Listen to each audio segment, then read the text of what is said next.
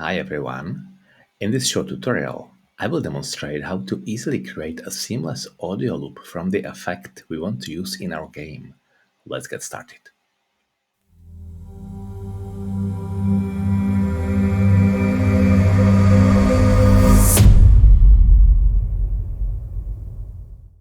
As you know, on this channel, I most often describe various tricks that we can use for game development in the Godot engine.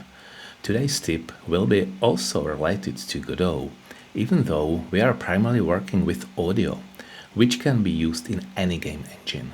However, I will demonstrate the result in our game running on the Godot engine, so it will have a certain relevance. So, what would we like to create? In the game, we have a short cutscene where the player enters the shower to take a shower. Let's take a look at it.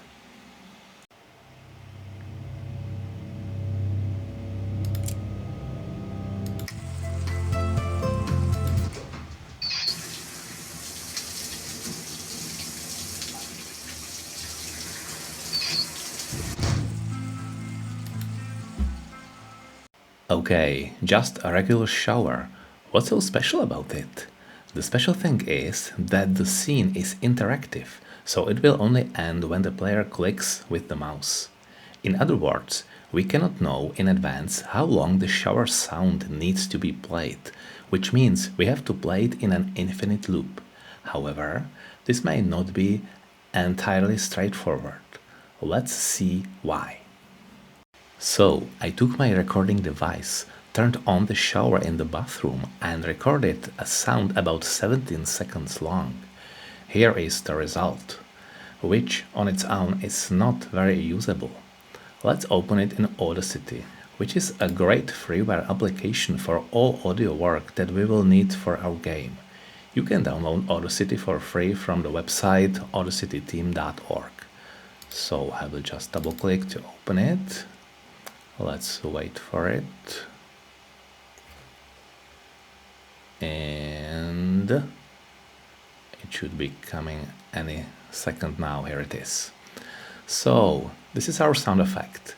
Doesn't look very impressive, does it? Firstly, it was recorded too quietly, as we can see from the wave amplitudes, which don't stand out much above the center line. Secondly, it can't be turned into a usable loop because it starts with a sound turning on the shower, which is a sound that shouldn't repeat. We'll start by increasing the volume. Audacity comes with various effects, and the one we need now is called Normalize. First, we select the entire sound using Ctrl A or Command A if you are on a Mac, then choose Effect, Volume and Compression, Normalize, here it is, and set the maximum expected amplitude. In this case, we can leave the default values as minus 1.0 decibels, so it's as well. It's always good to leave some headroom below the zero value, just in case we plan to apply more effects later on. So we'll click Apply, and you'll immediately see how the sound has been amplified. Now, let's prepare a suitable part of the sound for creating the loop. When we play it again, we can see and hear that roughly the first 6 seconds during which I turned on the shower could be trimmed. Stop. So, let's click somewhere outside to deselect, hover the mouse over the 6 seconds somewhere here, and click and drag beyond 0. Now press backspace to delete the selected part. As we can see, the remaining sound has nicely shifted to the left, starting again from 0. Are we done? Not quite. The sound is still too long, and perhaps 7 seconds would be sufficient for us. So now we'll select everything from the 7th second to the right until the end and delete it again using backspace.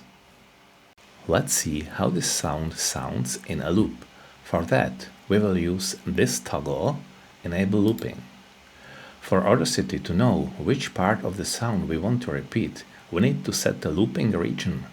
using these two markers over there. It's currently set to 0 and 4. If we want to place them precisely at the edges of the entire sound, we do it like this. Select everything using Ctrl A or Command A and choose Transport, Looping, Set Loop to Selection or Shift L. Now, when we use play, the playback will loop.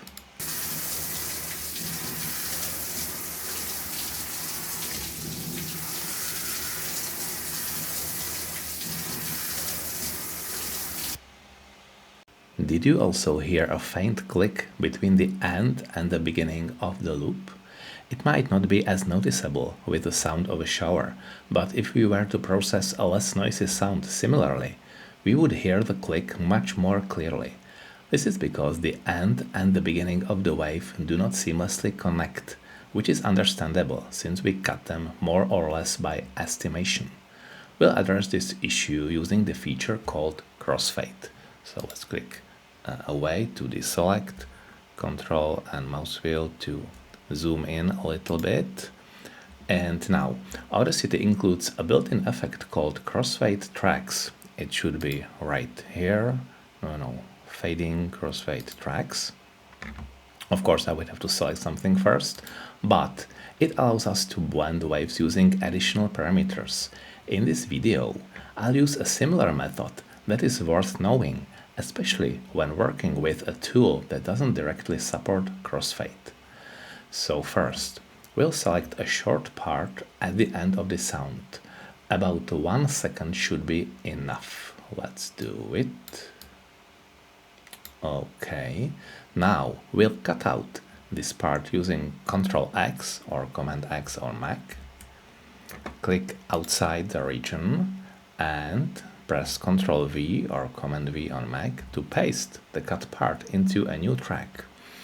While we have this new track selected, we'll apply Effect, Fading, and Fade Out. As we can see, the sound gradually fades until it is lost in silence. Now we need to select the same part of the wave in the first track. Let's move the mouse to the track and until a vertical yellow line like this one appears, allowing us to align the selected part with the second track. Click and drag to the left, just beyond the 0 like before, and we'll use Effect, Fading, and this time Fade In. The sound starts in silence and gradually intensifies to the original value. Let's play the sound again. So to the start, play,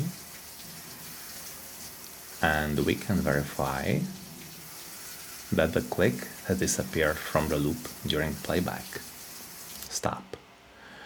We just need to mix both tracks into one. Once again, select everything with Ctrl A and choose Tracks, Mix and Render. And voila, here it is. And we are done. Now we just need to export the resulting sound. Let's use File, Export, Audio, and choose an appropriate format. I think we can leave it as WAV, Microsoft, Stereo, and 44.1 kHz, 16 bits. Let's click Export and give it some nice name like Shower and Export. Here it is. Now, all that's left is to open Godot and import the resulting sound. It's also necessary to set the loop mode. Double-click on the file, loop, enable, reimport. Let me demonstrate. In fact, I already created this kind of sound before, and it would be easier to show you just the result here. Here it is, shower loop. So I double-click. Here is the loop, and please note that I selected enabled for loop. If it wasn't enabled before, it will be necessary to do it and click reimport to apply this effect. Okay, we can take another look at the shower in the loop.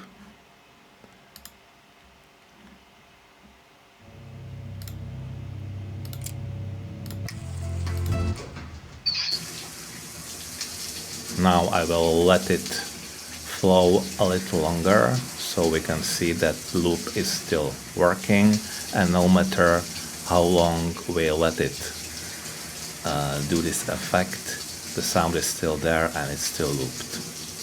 Click and the loop is finished. Great. Let's get out of this.